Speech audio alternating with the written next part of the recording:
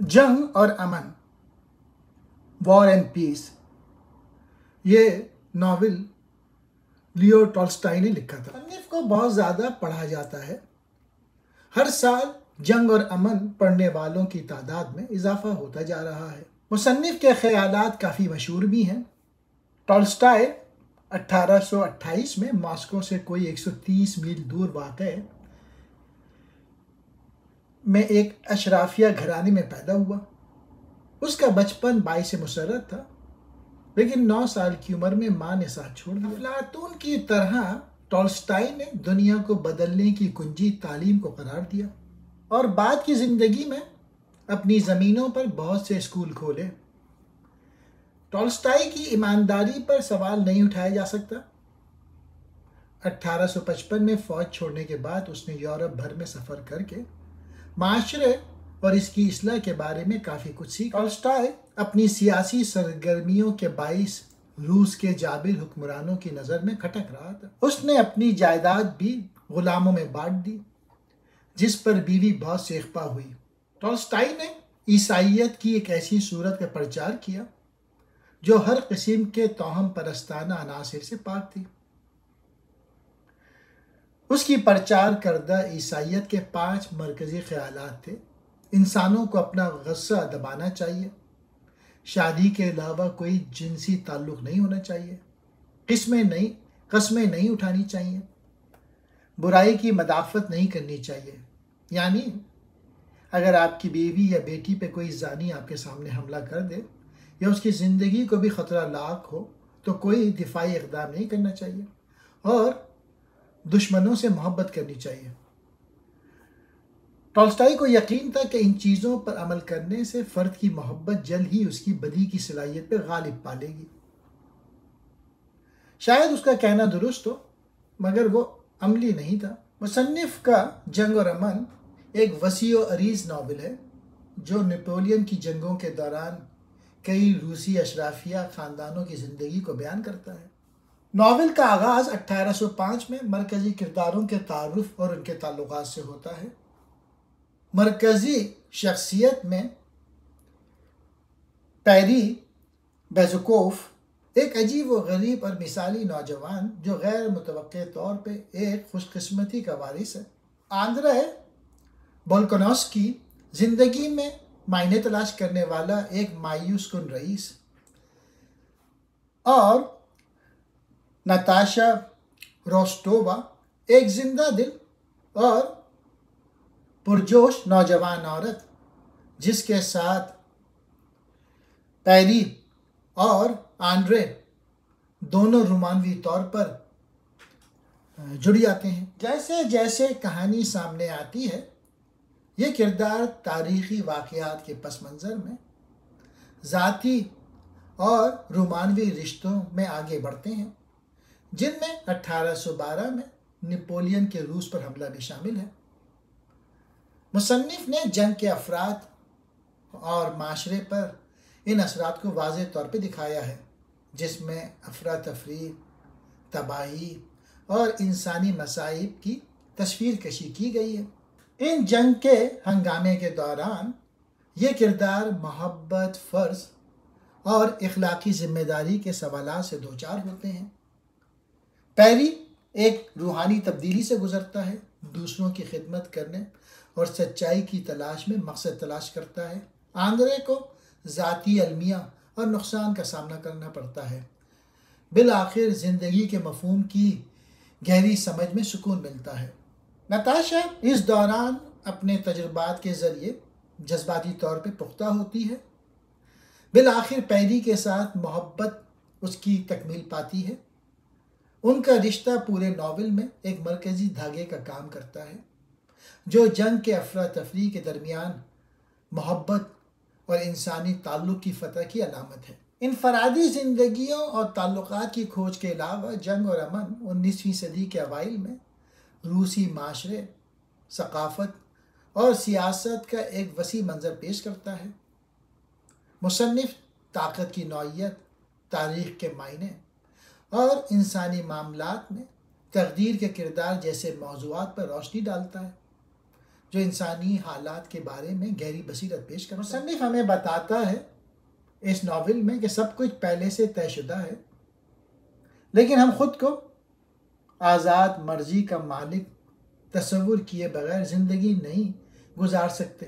Novel में एक फ़ौजी हमले के खौफ में मुब्तला कौम की इंसानियत पसंदाना तस्वीर कशी, तशद्दुद और जंग के ज़ेर असर आए हुए इंसानों के मुतालिक बयान किया गया है। पौधों की पैवंदकारी, एक्सपेरिमेंट्स विद प्लांट हाइब्रिड्स, किताब जॉन मैंडल ने लिखी थी और ये पौधों की अफजाइश के बारे में थी। बिलखुसूस किसान सदियों से जानते थे कि औलादें अपने वालिदैन की खुसूसियत जाहिर करने पर माइल होती हैं। पहाड़ों पर तजुर्बे के ज़रिए दरियाफ्त किया कि 2 बुलंद कामत पौधों की औलाद बुलंद कामत होती है और 2 पस्त कामत पौधों की औलाद भी पस्त कामत होती है। ताहम जब उसने बुलंद और पस्त पौधों को मिलाकर अफजाइश की तो इनसे 2 बुलंद कामत औलादें हासिल हुईं, लेकिन बाद की पैदावारों में पस्त कामत पौधे हासिल होने लगे। लिहाजा उसने नतीजा अखज़ किया कि पस्त कामती की खुसूसियत ने दूसरी या तीसरी नज़र में बुलंद कामती की खुसूसियत पर गलबा पा लिया। कतई तौर पर मालूम नहीं है कि मैंडल अपने काम की इतलाकी अहमियत से किस हद तक आगाह था। जदीद मैंडलिज्म का माखिज अमेरिका के थॉमस मार्गिन का काम है।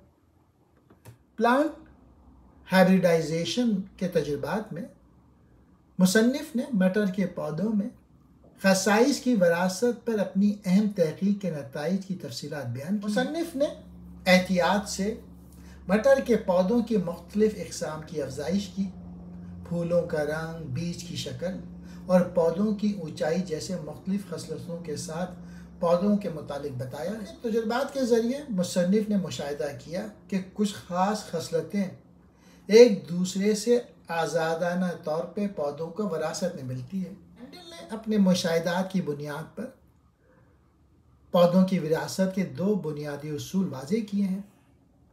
नंबर 1 अलहदगी का कानून और दूसरा आज़ाद दर्जाबंदी का कानून।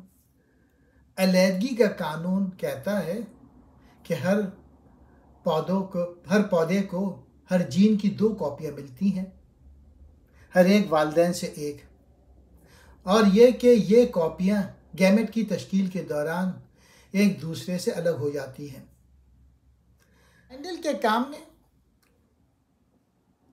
जेनेटिक्स की साइंस की बुनियाद रखी, विरासत और विरासत के बारे में हमारी समझ में इनकलाब लाया। 78 इस किताब का नाम है बिजली और मकनातीसियत पर मुकाला, treatise on electricity and magnetism. ये किताब जेम्स क्लार्क मैक्सवेल ने 1873 में लिखी थी। स्कॉटलैंड से ताल्लुक़ रखने वाला जेम्स क्लार्क मैक्सवेल अपनी ज़िंदगी में मैक्सवेल्स इक्वेशंस की शोहरत ना देख सका। हम असर साइंसदान उसके अख़ज़ करदा नताइज में दिलचस्पी रखते थे और उनका बड़े शौक़ से मुताला भी किया, लेकिन वो उन पर यकीन नहीं रखते थे। मैक्सवेल की वफ़ात के तकरीबन 10 साल बाद उसकी वेव थ्योरी की तस्दीक हुई। मैक्सवेल का बचपन तजस्सुस से लबरेज था। वो हर चीज़ के बारे में छोटे छोटे सवालात पूछता रहता था। अमूमन मैक्सवेल को न्यूटन और आइंस्टाइन के साथ भी शुमार किया जाता है। आइंस्टाइन ने मैक्सवेल की 100वीं सालगिरह की तकरीब में उसके काम को न्यूटन के बाद से फिजिक्स के मैदान में मुफीद तरीन काम करार दिया। लोगों ने मैक्सवेल की वजदानी ताकतों को एहतराम से देखा और यकीन रखते थे कि मैक्सवेल किसी भी मामले में गलत नहीं सोच सकता। दर हकीकत उसकी सोच कभी भी गलत सिमत में ना गई। शायद इसकी वजह यह थी कि उसके तजस्सुस ने शोहरत की ख्वाहिश पर फौकियत हासिल कर ली। मैक्सवेल तबीयात यानी फ़िज़िक्स में अपने काम के लिए मशहूर हैं, ख़ास तौर पे बरक़ी मकनातीसियात यानी इलेक्ट्रोमैग्नेटिज्म के शोबे। मैक्सवेल अपने इक्वेशंस की वजह से मशहूर है और इनको मैक्सवेल्स इक्वेशंस कहा जाता है। ये इक्वेशन बरक़ी और मकनातीसी शोबों के रवैये और चार्ज शुदा ज़र्रात के साथ उनके तामिल को बयान करते हैं। मैं इंग्लिश में पढ़ देता हूँ। These equations are famous because they describe the behavior of electric and magnetic fields and their interaction with charged particles. उसने रोशनी, बिजली और मकनातीसियात के बारे में हमारी समझ में गहरे असरात पैदा 79 बुक। ज़रतशत ने कहा 10 स्पोक ज़ारातुस्त्रा, यह किताब फ्रेडरिक नीत्शे ने लिखी थी। नीत्शे जदीद दौर के मौसर तरीन मुफक्करीन में शुमार होता है, लेकिन उसको 19वीं सदी के आखिरी बरसों तक मुसलसल नज़रअंदाज किया जाता रहा है।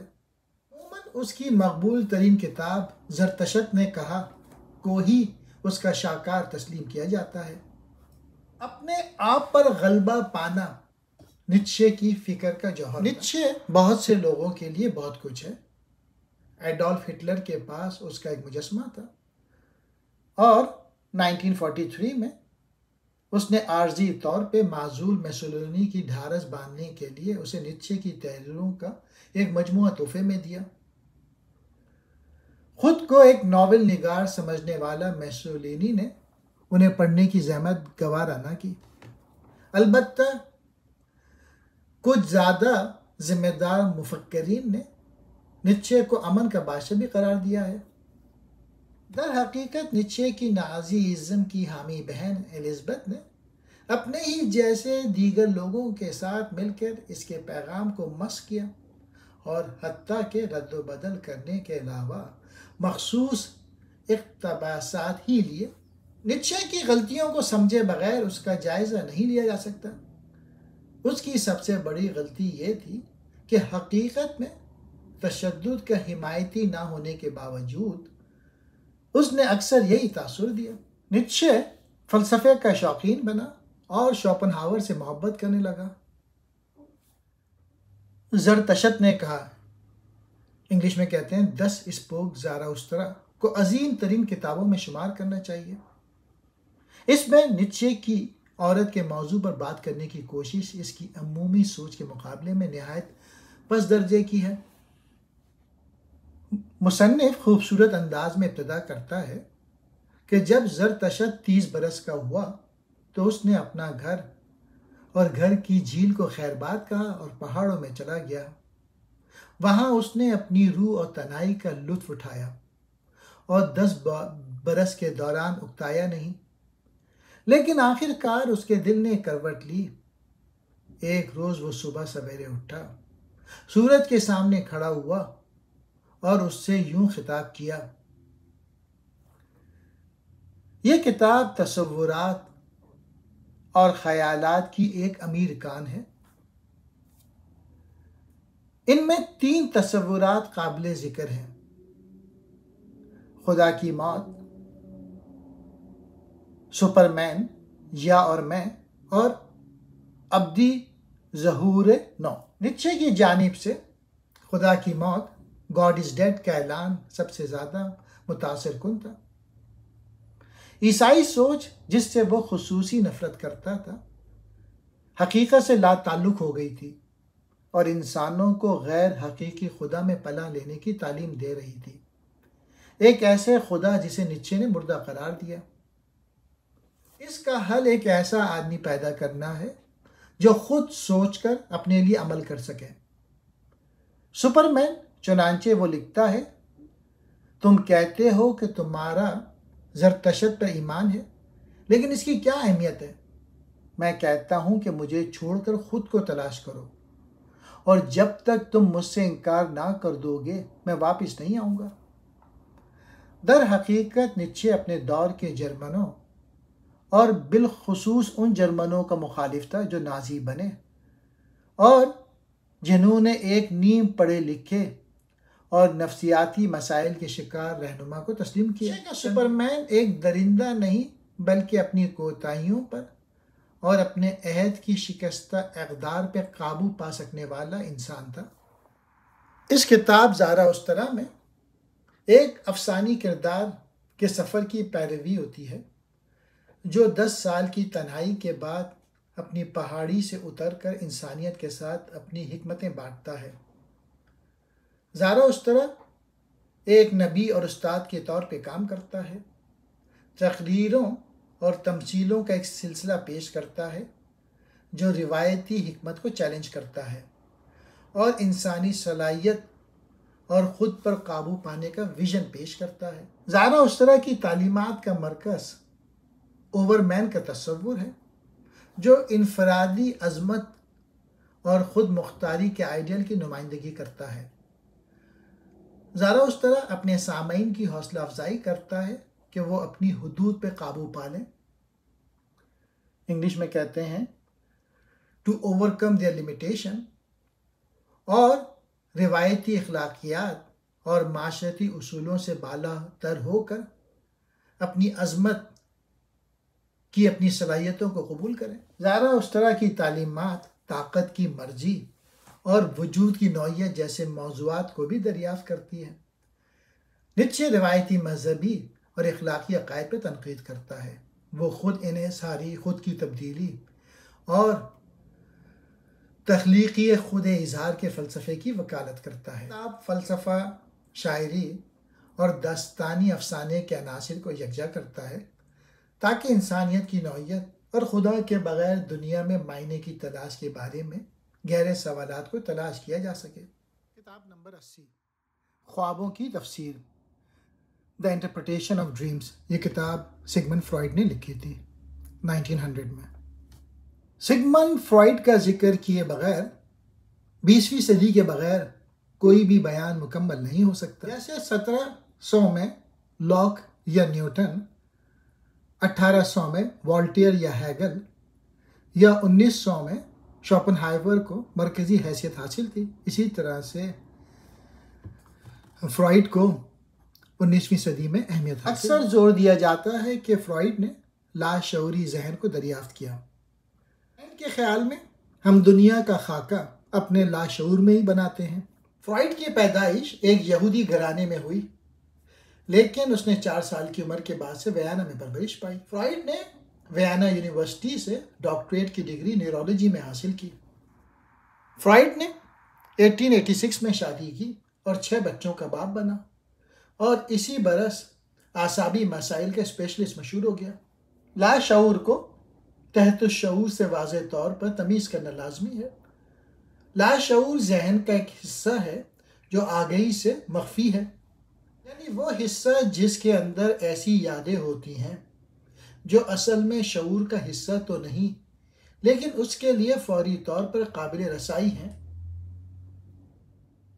फ्रॉइड दलील देता है कि ख्वाब बेतरतीब या बेमायने वाक़यात नहीं हैं, बल्कि ये लाशऊर ख्वाहिशात और ख्वाहिशात की तकमील की नुमाइंदगी करते हैं। फ्रॉइड का मौक़िफ़ है कि ख्वाब शऊरी और लाशऊरी जहन के दरमियान तामुल की पैदावार है और यह कि वो दबे हुए ख़यालात, जज्बात और तनाज़ात की बसीरत फराहम करते हैं। फ्रॉइड ने ख्वाबों का काम का तस्वुर मुतारिफ़ कराया, जिससे मुराद वो अमल है जिसके ज़रिए लाशऊरी ख्वाहिशात ख्वाबों के ज़ाहिरी मवाद में तब्दील हो जाती है। फ्रॉइड का कहना है कि ख्वाबों में अक्सर लाशऊरी ख्वाहिशात और तनाज़ात की अलामती नुमाइंदगी होती है, जिन्हें ख्वाब के तज्जिये के अमल के ज़रिए डिकोड किया जाना चाहिए। फ्रॉइड आज़ादाना रिफ़ाक़त के तरीक़ेकार की वकालत करता है, जिसमें ख्वाब देखने वाला उनके हकीकी मायने से पर्दा उठाने के लिए ख्वाब की तस्वीरों से वाबस्ता अपने ख़यालात और एहसासात को तलाश की ताबीर वसी तर मौज़ूआत जैसे लाशऊरी जहन की नौइयत, इंसानी नफ्सियात में जिनसियत का किरदार और बालिग शख्सियत की तश्कील में बचपन के तजुर्बात की अहमियत को भी दरियाफ्त करती है। नताइजियत पसंदी, इंग्लिश में कहते हैं प्रैग्मेटिज्म। ये किताब विलियम जेम्स ने 1908 में लिखी। द प्रिंसिपल ऑफ साइकोलॉजी गालबन विलियम जेम्स की अजीम तरीन किताब है और ये कहना बजा है इसमें कम अज़ कम मुस्तक़बिल की तमाम कुतुब के जरासीम मौजूद थे। यह दावा किसी भी तरह गैर मामूली नहीं कि स्पिनोज़ा के बाद विलियम जेम्स तमाम फ़लसफ़ियों में सबसे ज़्यादा चाहा गया शख्स था। उसका कहना है कि शऊर को मुशाहिदा बातिन के ज़रिए जाना जा सकता है। उसने शऊरी धारे स्ट्रीम ऑफ कॉन्शियसनेस का नज़रिया पेश किया। प्रैग्मेटिज्म किताब को मुख्तसरन यूं बयान किया जा सकता है, सच्चाई की हतमी कसौटी इसके नतीजे में पैदा होने वाले तर्ज अमल में है। बाल्फाज दीगर इंसानी तजुर्बे से लाताल्लुक कोई सच्चाई मौजूद नहीं। हर चीज़ को उसके पैदा करदे नताइज के हवाले से देखा जाता है। हमें खुद से पूछना चाहिए कि मेरा ये या वो अकीदा या तसव्वुर हकीकी दुनिया में किस तरह काम करता है। प्रैग्मेटिज्म को उर्दू में अमलियत पसंदी भी कहते हैं। इसमें विलियम जेम्स अमलियत पसंदी के फ़लसफ़ियाना नज़रिए की खोज करते हैं, जिसे वो अमली नताइज और हकीकी दुनिया के नताइज पर तवज्जो मरकूज़ करते हुए फ़लसफ़ियाना सवालात तक पहुँचने के एक तरीक़े के तौर पर बयान करते हैं। विलियम जेम्स का कहना है कि किसी ख्याल या अक़ीदे की सच्चाई को उसके अमली असरात और इंसानी फलाह बहबूद और तरक्की में अपना हिस्सा डालने की सलाहियत से परखना चाहिए। इज़ाफ़ियत, इंग्लिश में कहते हैं रिलेटिविटी, ये किताब एल्बर्ट आइंस्टाइन ने 1916 में लिखी थी। तबीयात यानी फ़िज़िक्स के क्लासिकल क़वानीन में न्यूटन ने अपनी किताब प्रिंसिपल्स में पेश किए थे। इन क़वानीन में फ़र्ज़ किया गया था कि अगर बैरूनी अवामिल असरअंदाज ना हो तो कोई चीज़ सीधी लाइन में मतवातिर रफ्तार के साथ हरकत करती रहेगी। 1945 तक साइंसदान एटॉमिक घड़ियों की मदद से एक इमारत की बलाई छत और निचली मंजिल पर रखी घड़ियों के दरमियान खफीफ सा फ़र्क नापने के काबिल थे। 1905 में आइंस्टाइन ने भी मुतारिक अजसाम की बरकी हल्कियात में लिखा था कि ख़त इस्तेवार पर रखा हुआ क्लॉक कदबीन पर रखे हुए क्लॉक के मुकाबले में थोड़ा सा सुस्त होगा। अब यह मामला काबिल पैमाइश है कि आपके घर की बलाई मंजिल पर रखी घड़ियाँ निचली मंजिल में मौजूदा घड़ियों की निस्बत तेज चलती हैं। अरस्तु और इसके बाद कई साइंसदानों के ख्याल में कुर्रा अर्ज़ एक खुसूसी मुकाम और कायनात का मरकज़ था। इसके बरक्स आइंस्टाइन ने दलील दी कि कायनात में कोई भी मुकाम खुसूसी नहीं, हर मुशाहिदा करने वाले के लिए क़वानीन तबीयात यानी फ़िज़िक्स एक ही होंगे, चाहे वो किसी भी मुकाम पे हो। हरकत हमेशा इज़ाफ़ियाती यानी रिलेटिव होती है। तरासी बुक ज़हन और माशरा, द माइंड एंड सोसाइटी, ये 1916 में लिखी गई थी। दरअसल पेरेटो 20वीं सदी में मैकियावेली का वारिस था और मैकियावेली की तरह उसकी शोहरत भी दागदार हुई। उसकी तसानीफ में जज्बातियत का शायबा तक नहीं मिला। पेरेटो पेरिस में पैदा हुआ। उसका जेनेवा से ताल्लुक़ रखने वाला बाप जला वतन हुआ था और माँ फ्रांसीसी थी। उसका नज़रिया था कि कोई मईशत तभी अपनी आला कारकर्दगी की आखिरी हद को पहुँचती है जब एक फ़र्द के रुतबे को किसी दूसरे के रुतबे को मुतासिर किए बगैर बेहतर बनाना नामुमकिन होता है, और ऐसा सिर्फ तभी वाक़ होता है जब 80% लोग बुरे हालात का शिकार हों। यह नज़रिया जितना मुतासिर कुन था इतना ही गैर मकबूल था। उसकी बुरी शोहरत की वजह काफ़ी हद तक नक्कादों का इसे बतौर मुफक्किर तस्लीम ना करना था। 84 नफ्सियाती इक़साम, साइकोलॉजिकल टाइप्स, ये कार्ल यंग ने यह किताब 1921 में लिखी थी। नफ्सियात और इंसानी जहन की कारकर्दगी के अंदाज के मुतालिक हमारी तफ़हीम में स्विस कार्ल यंग का दर्जा सिर्फ सिगमंड फ्रॉइड के बाद आता है। उसने फ्रॉइड से ही अपने ज़्यादातर बुनियादी तसव्वुरात मुस्तार लिए। कार्ल यंग का नुक्ता नज़र बहैसियत मजमूई बहुत मुतासिर कुन साबित हुआ और यह काफ़ी हद तक नफ्सियाती इक़साम में मुजस्सम है। 1907 और 1913 के दरमियान बरसों कार्ल यंग ने फ्रॉइड के साथ काम किया। वो उसका बहुत बड़ा मद्दा था, लेकिन 1913 में वो फ्रॉइड से अलग हो गया। फ्रॉइड और कार्ल यंग मज़हब के मुताल्लिक अपने रवैये में मुख्तलिफ थे। फ़लसफ़ी फ्रॉइड मज़हब को एक शराब जबकि कार्ल यंग एक हकीकत समझता था। यंग को फ्रॉइड की निस्बत असल पागलपन साइकोसिस का ज़्यादा तजुर्बा था और वह इसमें ज़्यादा दिलचस्पी भी रखा। कार्ल यंग ने जोर दिया कि मर्द और औरत दोनों में ही माँ पर हक़ मलकियत जताने की ज़बरदस्त ज़रूरत मौजूद होती है, क्योंकि वो मालूम हस्तियों में माँ सबसे ज़्यादा ख्याल रखने वाली और राहत बख्श। कार्ल यंग की बेहतरीन और अहम तरीन किताब साइकोलॉजिकल टाइप्स नफ्सियाती इक़साम है, जो 1921 में शाया हुई। इस किताब में कार्ल यंग ने एक्सट्रोवर्ट और इंट्रोवर्ट के दरमियान इम्तियाज़ पेश किया। ये बिलाशुबा नफ्सियात में उसकी सबसे बड़ी हिस्सेदारी। एक्सट्रोवर्ट यानी बरून बीन वो शख्स है जिसकी ज़्यादातर दिलचस्पी बैरूनी दुनिया में होती है, जबकि इंट्रोवर्ट दरून बीन अपने जहन की दुनिया पर ही तवज्जो देता है। यंग ने इसकी बुनियाद पर तर्ज अमल की 4 इक़साम बयान की: सोचना, महसूस करना, हसासियत और विजदान या बसीरत। मुतज़ाद के 2 जोड़े। फितरी तौर पे इंसान तवाज़ुन हासिल करने के ख्वाहिशमंद हैं, लेकिन वो यक रुखे भी होते हैं। यही उनके न्यूरोसिस की वजह है। इस किताब में कार्ल यंग तजवीज़ करते हैं कि वो फितरी तरजीहात हैं जो इस बात पे असरअंदाज होती हैं कि अफराद किस तरह दुनिया को देखते हैं और उनके साथ तामुल करते हैं। कार्ल यंग ने तजवीज़ किया 4 बुनियादी नफ्सियाती अफ़ाल हैं: सोच, एहसास और विजदान। ये अफ़ाल 2 सिमतों में काम करते हैं: एक्सट्रोवर्ट और introvert. Extroverted thinking, introverted thinking. Extroverted feeling, introverted feeling. Extroverted sensation, introverted sensation. Extroverted intuition, introverted intuition. हर फर्द का एक गालिब नफ्सियाती फ़ेल होता है जिसे आम तौर पे मावून फ़ेल के ज़रिए सपोर्ट किया जाता है। नफ्सियाती इक़साम शख्सियत के फ़र्क को समझने के लिए एक फ्रेमवर्क फराहम करती है और शख्सियत की टाइपोलॉजी की नशोनुमा में असरअंदाज रही है, बशमूल मायर ब्रिग्स टाइप इंडिकेटर, जो कार्ल यंग के नज़रिए पर मबनी। किताब नंबर 85, मैं और तुम, आई एंड दाउ। ये किताब मार्टिन बूबर ने 1923 में लिखी थी। बूबर वियना में पैदा हुआ।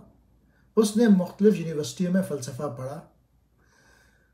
बूबर यहूदी था, मगर उसने एक ऐसे फ़लस्तीन की हिमायत की जो यहूदियों की तरह अरबों के लिए भी खुला हो। इस मौके के बाद बूबर यहूदियों के एक बड़े हिस्से में गैर मकबूल हो गया। 1965 में अपनी मौत के वक्त तक वो बदस्तूर गैर मकबूल रहा। वो 1938 में यरूशलेम आया, क्योंकि जर्मनी में रहकर नाजियों की मुखालफत जारी रखना मुमकिन ना रहा था। मैं और तुम 1923 में मंजर आम पर आई। इसमें ब्यूबर ने हर चीज़ के लिए नया जवाब पेश किया था और ज़िंदगी को बुनियादी तौर पे एक डायलॉग की सूरत में देखा। मैं और तुम में 2 किस्म के डायलॉग ज़ेरे बहस लाए गए। एक आम डायलॉग में ये है जो हम रोज़मर्रा ज़िंदगी में इस्तेमाल करते हैं, और दूसरा डायलॉग मैं और तुम मजहबी नौइयत का है, आई एंड दाउ। ब्यूबर को अपने ख्यालात के लिए इब्तदाई हिमायत कैंट के फ़लसफ़े के एक अहम पहलू में मिली, जिसने इसरार किया था कि मुकम्मल मारूज़ियत नामुमकिन है, क्योंकि हम दुनिया को महज कैटेगरीज मसलन ज़मा व मकान के तवस्सुत से ही जान सकते हैं। कैंट ने तसव्वुफ़ को गैर ज़रूरी करार देकर मुस्तरद किया, मगर ब्यूबर ने दूसरी समत इख्तियार की। उसने खुदा को एक खुदा और खुसूसी हस्ती के तौर पर देखा, मगर जो हर चीज़ में सराहियत पजीर है, चुनांचे सब कुछ खुदा में ही मौजूद था। ब्यूबर ने डायलॉग और नतीजतन गहरी रवादारी के जज्बे को यहूदियत और ईसाइयत के दरमियान हाइल खलीज पर लागू किया। यहूदी जानता है कि अभी तक मसीहा नहीं आया। ईसाई भी जानता है कि यसू मसीह एक मसीहा थे। ये दोनों मालूमात मुकम्मल तौर पे नाकाबिले मसालिहत लगती हैं। वो लिखता है, मज़हब का मजहबी जवाहिर इस यकीन में मिलता है कि हस्ती का मफहूम असल ज़िंदगी में ही काबिल रसाई है। इंसान एक कुत्ते या चरागाह के साथ भी आई एंड दाउ किस्म का ताल्लुक़ बना सकते हैं। वेबर के ख्याल में आई एंड इट ताल्लुक लाजमी बुनियादी है और लोग इसी के ज़रिए जीते हैं। मुसन्निफ के ख्याल में हम एक आई एंड दाउ ताल्लुक में बुलाए जाने के ज़रिए इंसान बनना सीखते हैं, एक ऐसा ताल्लुक जिसमें आप दूसरे के साथ मुकम्मल खुलेपन से बातचीत करते हैं। इस किताब में मुसन्निफ ने इंसानी रिश्तों की नौइयत और मुकालमे के तसव्वुर की खोज की है। अपने मुकालमे के फ़लसफ़े को इंसानी वजूद के बुनियादी मॉड के तौर पर पेश किया है। मैं और तू की असल में ताल्लुक़ के दो तरीक़े के दरमियान फ़र्क है, आई एंड दाउ और I and it. I and thou ताल्लुक़ात में अफराद दूसरों के साथ मुनफरिद और पूरी मखलूक के तौर पर मशगूल होते हैं, उनकी मोरसी कदर को पहचानते हैं और उनके साथ एहतराम और खुलेपन के साथ पेश आते हैं। ताल्लुक़ात का ये अंदाज़ बाहमी मौजूदगी, हकीकी मुलाकात और मैं और तू के दरमियान इत्तेहाद के एहसास पर जोर देता है। दूसरी तरफ आई एंड इट ताल्लुक़ात में दूसरों को एतराज़ करना, उनके साथ महज एक मकसद के तौर पर रहना या किसी के अपने मकासद के लिए जोड़ तोड़ या इस्तेमाल करने वाली अशिया के तौर पे शामिल करना। इस मोड में आई और इट में अफराद दूसरों की मुकम्मल इंसानियत को पहचानने में नाकाम रहते हैं। मुसन्निफ कहता है आई एंड दाउ का रिश्ता मुस्तनिद इंसानी वजूद और रूहानी तकमील के लिए ज़रूरी है। यह दूसरों के साथ हकीकत के साथ और इज़्ज़त के साथ रहना सिखाता है। 86 दी ट्रायल, ये किताब फ्रांसिस काफ्का ने 1925 में लिखी थी। लेकिन मैं बेकसूर हूँ, ये गलत फहमी है। कोई शख्स कसूरवार हो ही कैसे सकता है? यकीनन यहाँ हम सब इंसान हैं, एक जैसे इंसान। फ्रांसिस काफ्का का नावल दी ट्रायल तब्दीक के बाइस उसकी मौत के फ़ौरन बाद शाया हुआ। हालांकि उसने हिदायत की थी कि उसकी तमाम तहरीरों को बग़ैर पढ़े जला दिया जाए, लेकिन उसके नावल निगार दोस्त मैक्स ब्रॉड ने दुरुस्त फैसला किया कि इन ज़बरदस्त तहरीरों को किसी भी सूरत में ज़ाया नहीं करना चाहिए। आज तकरीबन 75 साल बाद के नाजरीन बेशुमार फिल्मों, रेडियो प्रोग्राम्स और टेलीविज़न ड्रामों के ज़रिए फ्रांसिस काफ्का से वाकिफ़। अगरचे दी ट्रायल की मजमूई फ़रोख्त गॉन विद द विंड के बराबर नहीं, लेकिन इसके असरात इसके मुकाबले में कहीं ज़्यादा पायदार और गहरे हैं। गॉन विद द विंड ने लाखों लोगों को तफरीह मुहैया की और इसे महज पढ़ा जाता है लेकिन याद नहीं रखा जाता। दूसरी तरफ दी ट्रायल ने बहुत से लोगों के सोचने का अंदाज बदला। फ्रांसिस काफ्का प्राग, चेकोस्लोवाकिया के एक यहूदी घराने में पैदा हुआ। उसका बाप एक खुशहाल ताजिर था। फ्रांसिस की 3 बहनें हिटलर के कैंपों में मारी गई थीं। वह अपने बाप से खौफ खाता था, लेकिन इसमें बाप के खिलाफ जज्बात जाहिर करने की हिम्मत न थी। फ्रांसिस ने कानून का मुताला किया और डिग्री हासिल की। काफ्का ने अपनी मुख्तसर ज़िंदगी के दौरान कहानियों के छोटे छोटे कई मजमूए शाये किए जो बहुत सराहे गए मगर शोहरत न दिला सके। ट्रायल पढ़ते हुए हम में से कोई भी ये तसव्वुर नहीं करता कि हमारे साथ भी ऐसे ही कुछ वाक़या पेश आ सकता है। हालांकि नावल का मौजू ही हमारे साथ इस वक्त पेश आ रहे हालात हैं। क्या हम ऐसे बेनाम आकाओं के ग़ुलाम नहीं जिनका अपना भी कोई मकसद नहीं? अगरचे काफ्का जदीदियत पसंद था, लेकिन उसका माजी से भी इतना ही ताल्लुक़ है जितना के हाल या मुस्तक़बिल से। उसने रोज़मर्रा इस्तेमाल की सलीस ज़बान लिखी जो नहायत खूबसूरत भी है। दी ट्रायल का मरकज़ी किरदार जोसेफ के है। ये जोसेफ के कौन है? वो महज एक फ़र्द, एक बैंक क्लर्क है, लिहाजा जदीद दुनिया में इसकी क्या वक़्त है? इस किस्म के कुछ सवालात उठाए जा सकते हैं। नावल का आगाज़ यूँ होता है, कोई जोसेफ के मुतालिक ज़रूर झूठ बोल रहा होगा जिसे खुशगवार सुबह को बेखता गिरफ्तार कर लिया गया। उसकी मालका की बावर्चिन जो हमेशा उसके लिए खाना लाया करती थी उस मौके पर ना पहुंच सकी। ऐसा पहले कभी नहीं हुआ था। उसने तकिए की ओट से कुछ देर अपनी मालका को टकटकी बांध कर देखा जो उसकी जानिब निहायत इश्तियाक से देख रही थी, लेकिन फिर उसे बैक वक्त उकताहट और भूख का एहसास हुआ। उसने घंटी बजा दी। अचानक दरवाजे पे दस्तक हुई और एक आदमी अंदर दाखिल हुआ जिसे इस घर में उसने पहले कभी नहीं देखा था।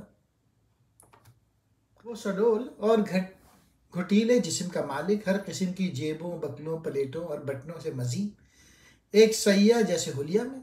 एक बेल्ट भी थी जो किसी ख़ास मकसद के लिए लगती थी, लेकिन कोई इसका असल मसरफ नहीं बता सकता था। यहाँ साफ अल्फाज में बताया गया है कि बैंक एहलकार जोसेफ के ने कोई ख़ता नहीं की, लेकिन क्या वो वाकई बेखता है? ये रियासत के ख़िलाफ़ एक तंज है। के को अदालत में हाजिर होने पर कभी भी मजबूर नहीं किया जाता और वो अपने खिलाफ लगाए गए इल्ज़ामात से भी आगाह नहीं, लेकिन इसके बावजूद उसे नाजियों का शिकार होने वाले किसी यहूदी या हम जिन्स परस्त या जिप्सी की तरह वीराने में ले जाकर मार दिया जाता है। जैसे जैसे नावल आगे बढ़ता है, जोसेफ के की अपनी सूरत हाल में मायने और इंसाफ तलाश करने की कोशिश तेज़ी से बेकार होती चली जाती हैं और वह बिल आखिर निज़ाम की मज़ाक़ा खेज़ी और नाइंसाफ़ी का शिकार हो जाता है। नावल अचानक और मुबहम तौर पर ख़त्म होता है। जोसेफ के को उसकी किस्मत के बारे में वाज़ेह वजाहत हासिल किए बगैर उसे फांसी की तरफ ले जाया जाता है। मुकदमे को अक्सर जदीद ब्यूरोक्रेसी और जदीद माशरे के अजनबी असरात की तनकीद से ताबीर किया जाता है। यह जुर्म, बेख्तियारी और वजूदी मायूसी के मौज़ूआत को तलाश करता है और ये काफ्का के सबसे मशहूर और बाअसर कामों में से एक है। साइंसी दरियाफ्त की मंतक, the logic of scientific discovery, Karl Popper ने 1934 में लिखी थी। कार्ल पॉपर अपने दौर के सबसे ज़्यादा ज़ेर बहस लाए जाने वाले इंसानों में से था और अब भी है। कार्ल पॉपर वियना में पैदा हुआ। उसके यहूदी वालिदैन ने लूथरी अकीदा कबूल कर लिया। पॉपर इब्तदा से ही फ़लसफ़ा, साइंस और नफ्सियात के अलावा मौसीकी में भी दिलचस्पी रखता था। उसे मौसीकी के बारे में बहुत कुछ मालूम था। साइंसी दरियाफ्त की मंतक असासी लिहाज से ज़्यादा अहम है। इसमें पॉपर ने इंडक्टिव तरीक़ेकार इस्तेमाल करते हुए साइंसी तरक्की के नज़रिए पर हमला किया। इसमें कोई मंतक नहीं थी। हर सुबह सूरज को तुलू होते हुए देखने से यह साबित नहीं हो जाता कि सूरज का तुलू होना एक कानून है। कतई नज़र आने वाली कुछ चीज़ें हरगिज़ कतई नहीं होती। पॉपर ने दलील दी कि इंडक्टिव तरीक़ेकार साइंस के साथ मरबूत नहीं। ये तस्लीम करना अहमियत का हामिल है कि पॉपर ने दर हकीकत कभी इस बात से इनकार नहीं किया था कि गैर साइंसी सरगर्मियाँ मुफीद हो सकती हैं। उसकी नज़र में असल दुश्मन जाली या नाम निहाद साइंस थी। इस किताब में पॉपर ने अपनी गलतफहमी का नज़रिया पेश किया है और साइंसी तहकीकात की नौइयत पर अपना ख्यालात का खाका पेश किया है। वो तजवीज़ करता है कि साइंसी इल्म क़यास और तदरीद के अमल से आगे बढ़ता है। पॉपर के मुताबिक साइंसदान मज़ाहिर की वजाहत के लिए मफरूज़े या नज़रियात तजवीज़ करते हैं और फिर इन नज़रियात को तजुर्बाती जांच के ज़रिए गलत साबित करने की कोशिश की। साइंसी दरियाफ्त की मंतक ने साइंस के फ़लसफ़े पर गहरा असर डाला है और इसने साइंसी इल्म की नौइयत और साइंसी नज़रियात की जांच के मयार के बारे में बहस को शक्ल दी है।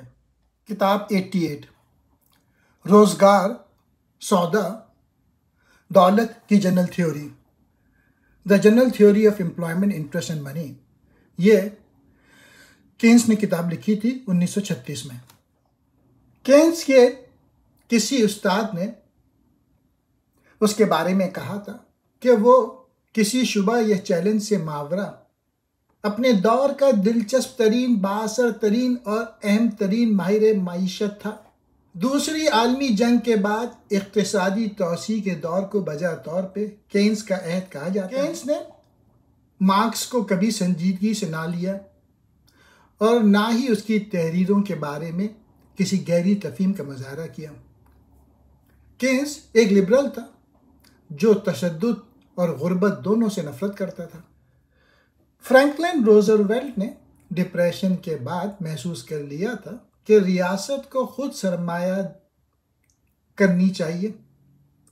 केन्स ने ऐसा करने के लिए मंतक पेश की, अगरचे बहुत से लोगों ने इसे गलत करार दिया। केन्स के मुखालफिन का ख्याल था कि इस तरह अफरात ज़र यानी इन्फ्लेशन में नाकाबिल कबूल हद तक इजाफा हो जाएगा। केन्स का थीसिस बयान करने का एक और आसान तरीका यह है कि उसने प्रचार किया था कि खुशहाली के अदवार में हुकूमत को टैक्सेस बढ़ा देने और अखराजात कम कर देने चाहिए। अलबत्ता सियासी बहरान के दौर में इसके बरक्स करना चाहिए। आलमी जंग के बाद मईशतें मुश्किलात में पड़ने लगी और सबसे बड़ा मसला बुलंद शरह अफरात ज़र का था। माहिरीन मईशत का शिकागो मकतबा सामने आया, जिसमें सबसे ज़्यादा बाअसर शख्स बिलाशुबा मिल्टन फ्रीडमैन था। अमूमन सियासी नज़रियात के हवाले से दाएं बाजू के इन माहिरीन मईशत ने मदाखलत पसंदी की मुखालफत की। मिल्टन ने इसरार किया कि अफरात ज़र सिर्फ दौलत की सप्लाई पे सख्त कंट्रोल के ज़रिए ही काबू में लाया जा सकता है। यूँ अमेरिका, बरतानिया और दीगर जगहों पर मॉनिटरिज्म ने एक खालिसतन आज़ाद तिजारत की सूरत अफरात ज़र पे कंट्रोल बुनियादी हदफ था। अमेरिका और बरतानिया में हुकूमतें मदाखलत करने को तैयार थी और इन लोगों ने इंटरेस्ट रेट बढ़ा दिया अफरात ज़र पे कंट्रोल करने के लिए। केन्स की माशी किताब डिप्रेशन की वजूहात को समझने के लिए एक नया नज़रियाती ढांचा पेश करता है कि हुकूमतें इन बहरानों को किस तरह मौसर तरीके से संभाल सकती हैं। केन्स ने अपने ज़माने के क्लासिकल माशी थ्योरीज को चैलेंज करते हुए कहा, जिसका ख्याल था कि मार्केटें फितरी तौर पे खुद को दुरुस्त करेंगी। इसके बजाय केन्स का कहना था कि मौसर तलब की कमी की वजह से गैर ज़रूरी है रोज़गारी मईशत में बरकरार रह सकती है। उन्होंने मजमूई तलब का तसव्वुर मुतारिफ कराया, जिससे मुराद सामान और खिदमात पर मईशत में कुल अखराजात हैं, और ये दावा करते हैं कि मजमूई तलब में उतार चढ़ाव माशी अदम इस्तेहकाम का बुनियादी महरक के बजाय केन्स हुकूमत की तरफ से मालियाती पॉलिसी में मदाखलत की वकालत करते हैं ताकि तलब यानी डिमांड को तेज़ किया जा सके और इक़्तिसादी सरगर्मियों को फ़रोग़ दिया जा सके। उनका कहना है कि हुकूमत को चाहिए कि वो अवामी अखराजात में इजाफ़ा करें, यानी रोडें बनाएं, बिल्डिंगें बनाएं और टैक्सों में कमी करें।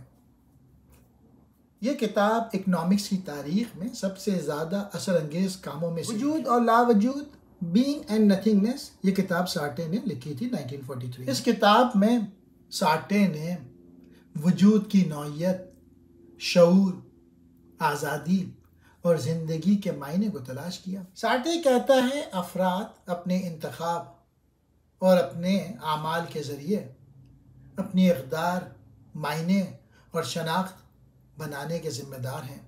90 ग़ुलामी की शाहराह पे, द रोड टू सर्फडोम, ये किताब फ्रेडरिक वाइनहाइग ने लिखी थी 1944 में।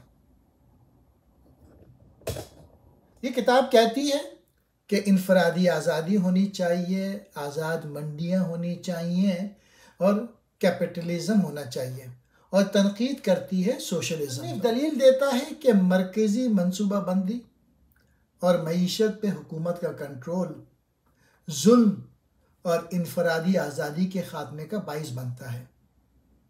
उसका कहना है कि सोशलिज्म के नतीजे में इक़्तिदार एक छोटे हुक्मरान अशराफिया के हाथ में होता है। कहना है कि सोशलिज्म ताकत का ये इर्तिका फितरी तौर पे जमहूरियत से मुताबिकत नहीं रखता और आमरीत की तरफ ले जाता है। उसका कहना है कि सिर्फ इनफरादी आज़ादी, निजी मलकियत और कानून की हुक्मरानी के उसूलों को अपनाने से ही माशरे ग़ुलामी में आने से बच सकते हैं और इंसानी तरक्की के लिए ज़रूरी हालात को महफूज रख सकते हैं। तौर पे ये किताब सोशलिज्म और मरकज़ी मनसूबाबंदी पर एक तनकीद। दूजी जिन्स, द सेकंड सेक्स, ये 1948 में औरत की आज़ादी के हवाले से ये किताब सैमन ने लिखी थी। मुसन्निफ़ा ने माशरे में ख़वातीन की फितरत और किरदार के बारे में मफरूज़ों पे तनकीद करते हुए शुरू किया है।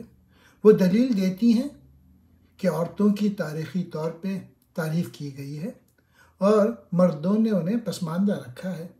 वो कहती हैं ख़वातीन को दूसरे के तौर पे समझा जाता है, बुनियादी तौर पे वो खुद मुख्तार नहीं होती। मजमूई तौर पे दूसरी जिन्स हुकूक के निस्वां के नज़रिए का एक तारीख़ी काम है जो स्कॉलर्स और कारकुनों की नस्लों को जमूत को चैलेंज करने और सनफी मसावात और ख़वातीन की आज़ादी की वकालत करने की तहरीक देती है। साइबरनेटिक्स ये किताब 1948 में किताब जानदारों में मवासलात और कंट्रोल के निज़ाम के मुताले से मुतालिक है और मशीनों के मुतालिक। साइबरनेटिक्स में वीनर मुसन्निफ ने फीडबैक लूप्स के तस्वुर को निज़ाम को मुनज़्ज़म और कंट्रोल करने के लिए एक बुनियादी तरीक़ेकार के तौर पर मुतारिफ़ कराया। मुसन्निफ इस बात की खोज करता है कि हयातियात में होमोस्टैटिक्स अमल कैसे काम करता है, जैसा कि जिस्मानी दर्जा हरारत का ज़ाब्ता या दिल की धड़कन को कंट्रोल करना, नेज़ समाजी निज़ामों में जैसा कि माशी मंडियों का ज़ाब्ता या समाजी नज़म को बरकरार 1984 1984 ये जॉर्ज ऑरवेल ने किताब लिखी थी 1949 में। यह किताब सोवियत यूनियन की याद दिलाती है। इसमें दिखाया गया है कि जज्बात से आरी सोशलिज्म के तहत इनफरादियत ना सिर्फ कम बल्कि तबाह हो जाती है। ये किताब एक तारीख नज़रिया पेश करती है जिस पर एक पार्टी की हुक्मरानी होती है जिसकी क़यादत खुफिया शख्स करती है और इनफरादी आज़ादी का ख़ात्मा हो जाता है। ये किताब डिक्टेटरशिप या फिर सोशलिज्म के ख़िलाफ़ है। किताब का हीरो विंस्टन स्मिथ जो कि पार्टी के नाम से जाने वाली हुक्मरान जमात का एक कम दर्जे का कारकुन है। विंस्टन पार्टी के बदलते हुए बयानी के मुताबिक तारीख़ी रिकॉर्ड को दोबारा लिखने का जिम्मेदार है। ताहम विंस्टन खुफिया तौर पे जाबिराना हुकूमत के साथ बागियाना ख्यालात और मायूसी के जज्बात उसमें मौजूद। विंस्टन पार्टी के कंट्रोल पर सवाल उठाना शुरू और आखिरकार पार्टी की खुफिया पुलिस फोर्स के हाथों पकड़ा जाता है। यह नावल गैर चेकशुदा रियासती ताकत, सेंसरशिप और निगरानी के ख़तरात से ख़बरदार करती है और जबर के मुकाबले में इनफरादी आज़ादी और मज़ाहिमत की अहमियत को उजागर करता है। बेल्जिबस के किस्से अपने पोते के लिए, बेल्जिबस टेल्स टू हिज ग्रैंडसन, ये किताब 1950 नावल में बेल्जिबस एक दूसरे सैयारे से आता है, पूरी कायनात में अपने सफ़र के दौरान अपने तजुर्बात और मुशाहिदात को बयान करता है बशमूल ज़मीन पर उसके दौरे। इन कहानियों के ज़रिए बेल्जिबब वजूद की नौइयत, इंसानी नफ्सियात और कायनाती तरतीब के बारे में हिकमत और बसीरत फराहम करने की कोशिश कर। कहानियों में कायनाती नफ्सियात, फ़लसफ़ा, मज़हब और इंसानी तारीख़ समेत मौज़ूआत की एक वसी रेंज शामिल है। 95 फ़लसफ़ियाना तहक़ीक़ात, फ़िलॉसफ़िकल इन्वेस्टिगेशंस, ये किताब लुडविग विंस्टन ने लिखी थी। फ़लसफ़ियाना तहक़ीक़ात के मरकज़ी मौज़ूआत में से एक ज़बान के खेल का तसव्वुर है जो सियाक़ व सबाक़ पर मुनस्सर तरीक़ों की तरफ इशारा करता है, जिसमें ज़बान को मुख्तलिफ़ समाजी सियाक़ व सबाक़ और सरगर्मियों में इस्तेमाल किया जाता है। नोही अज्जा, सिंटैक्टिक स्ट्रक्चर्स, ये किताब नोम चोम्स्की को जनरल मोटर्स व तमाम दीगर कॉरपोरेशन, मीडिया में दखल देने वालों, सियासतदानों और बहैसियत मजमूई इस्टेब्लिशमेंट से नफरत। नोम चोम्स्की अपने इंटरव्यूज़ में ऐसे बयानात देता है जो अदम इत्मीनान और गुस्सा पैदा करते हैं। मसलन उसने कहा कि अगर न्यूरम्बर्ग कवानीन जिनके तहत नाजी जंगी मुजरिमों पर मुकदमा चलाए गए अब भी नाफिजुल अमल है तो आलमी जंग के बाद से अमेरिका का हर सदर फांसी का मुस्तहक करार पाए। लेकिन उसने ये कभी नहीं कहा कि अमेरिका के सदर को फांसी दे देनी चाहिए क्योंकि वो तशद्दुद पे। यह किताब ज़बान के मुताले में एक मिसाली तब्दीली को जन्म दिया। उसने मुख्त ज़बानों में जुमलों की साख्त का तज़िया करने के लिए एक फ्रेमवर्क फराहम किया 97 साइंसी इनकलाबात की तश्कील, the structure of scientific revolution. ये टी.एस. कोहन ने 1962 में इल्ज़ाम लगाया कि साइंस हमेशा मंतकी अंदाज में नहीं बल्कि बड़ी बड़ी छलांगों की सूरत में आगे बढ़ती है। साइंस के आगे बढ़ने के नज़रिए को चैलेंज किया है कि अगर इंसान न्यूक्लियर फिजिक्स के नुकसानदेह नताइज को कंट्रोल नहीं कर सका तो इस मैदान में दरियाफ्तों का क्या फ़ायदा। मामला सिर्फ हिरोशिमा और नागासाकी की तबाही का नहीं बल्कि न्यूक्लियर पावर स्टेशन को मुकम्मल तौर पर कंट्रोल करने में साइंसदानों की अदम काबिलियत का भी है।